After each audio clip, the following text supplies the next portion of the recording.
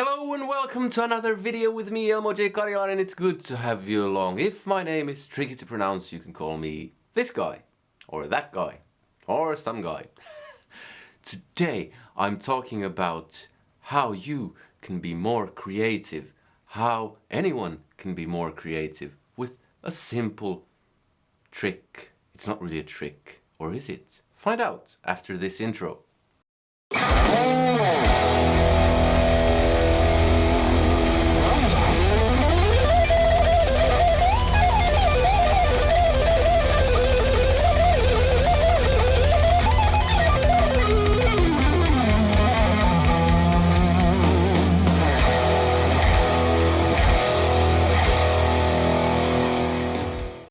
Okay, so today I'm talking about creativity and how you can increase your creativity, or at least increase your chances of being creative.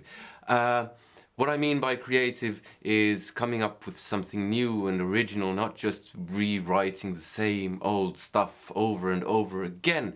I'm going to start with a statement, and the statement is as follows. Every new idea is a combination of two or more old ideas.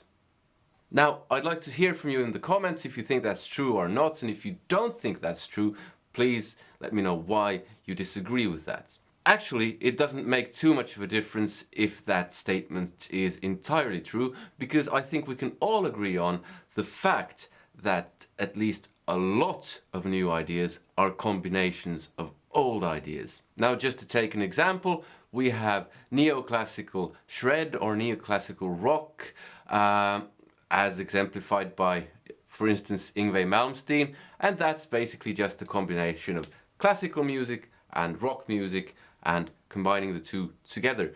So that's one example of two old ideas combined into a new idea. So what does this have to do with creativity? Well, I'm going to encourage you to be musically diverse. Why? Because the more diverse your musical tastes, the bigger the chances that you'll actually come up with something original. Now this, of course, means that you can't just limit yourself in terms of your creativity. So let's say that you listen to classical music, you listen to jazz, you listen to metal, and you listen to all sorts of stuff. You can't start putting limits on your creativity, at least before the fact. I remember hearing a story where Devin Townsend went to Los Angeles to write a song with, I think it was the producers of Nickelback, although I'm not sure about that. And he arrives there and they say, "Hey, good to see you," and then they start writing the song. They pull out a big folder and say, okay, it's spring, or I think it's going to be spring when this song is going to be released. So that means we have only these chord progressions that we can use because they've been proven to work in the spring. That doesn't sound very creative to me. So don't kind of box in your creativity beforehand like that. Now, this video is actually more about musical diversity than it is about creativity. Musical diversity to me is absolutely essential. If you want to be a creative musician, I think you need to be at least somehow musically diverse. Most of the people I know who say that this genre is the best and really mean it are really boring musicians. I think saying that this genre or whichever genre is best and is basically the only thing out there is a surefire way for you to become boring really quickly. I've had this experience in one of the bands that I used to play in. I'm not going to mention any names, but because I'm musically fairly diverse, I brought in stuff to the band that was instantly rejected by the band leader because he was fairly like this, and he was trying to write hit songs for regular people, and I got really frustrated with that, and basically we did nothing new under the sun. It was okay. That's not, I mean, you can still make good music even though you're not terribly creative. There are bands who play basically 80s stuff still to this day, writing nothing new, and it's still kind of good stuff in a way. But then there are those guys who actually make new music, try to make music evolve. And I think that always springs from a musically diverse place.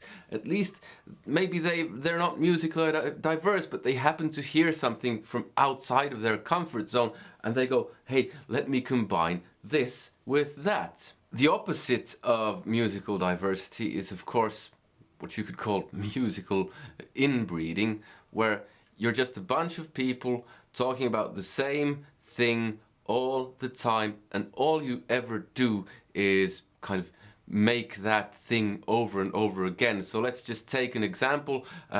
We have, let's say, 2 or 3 bands who kind of coexist in a small town, and all they talk about is, let's say, Iron Maiden, and all they do is just make more Iron Maiden type songs, and they water down Iron Maiden. It becomes kind of a stupid version of Iron Maiden, and it gets worse and worse because there's nothing new being added to it. It's all just Iron Maiden.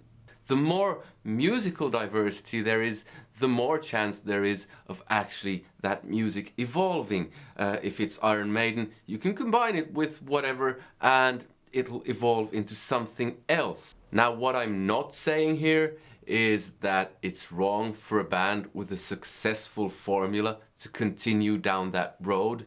That's entirely acceptable to me, although at the same time it becomes a bit boring to me. One such example would be my favorite guitar player, Yngwie Malmsteen, because at the same time I applaud him for sticking to his style, for sticking to his guns, but at the same time I would have wished for a bit of evolution at some point, a bit more than there has been. That's why I, for instance, like Devin Townsend so much. He's not afraid to look outside of the metal box, as it were. He always said that he found it to be an uncomfortable situation when people were going on tour asking, like, who do you like? Oh, I'm a big Metallica fan. Who do you like? I like Meshuggah. And then they ask him and he says, I like Enya. Personally, I don't like Enya, but I applaud him for liking Enya and liking Meshuggah and liking all sorts of other things. That's for me where the best musicians come from a diverse background. These are the people who make something new happen with music.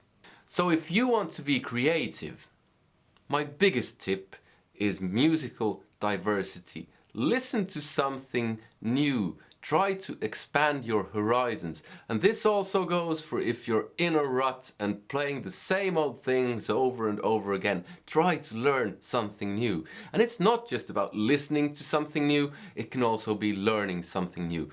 Try to go far afield. When you're learning your instrument, I think it pays to be kind of goal-oriented or have your eye on the prize. You have a clear vision, but later on, I think it helps to branch out when you're kind of proficient on your instrument, to branch out into different styles, because that way, who knows, you might just come up with something original. If you just stick to one thing, I can guarantee you, well, I can't guarantee anything, but I will go out on a limb and say I can guarantee you that you won't come up with anything original. So that's my tip on how to be more creative. I hope you enjoyed the video. Give it a thumbs up if you did, give it a thumbs down if you didn't. I didn't, and I ended up not playing this at all. Comment, let me know if you have any other tips on how to be more creative, or if you disagree with something I said, or if you agree with something I said. Comment, subscribe if you haven't already, hit that bell notification thing. Support me on Patreon, because you get a bunch of exclusive stuff, plus you get my music. And if you want free music, check out my website. The link is in the description below. And yeah, I guess I'll end by playing a bit on this Strat, since I have it in me lap. So here's an idea. Try to play neoclassical shred, which is an old idea, and combine it with chicken picking or hybrid picking, and that's a totally different idea. Combine the two and that might be something new. probably someone's done it already. I can't do it, so I'll just play some neoclassical shred.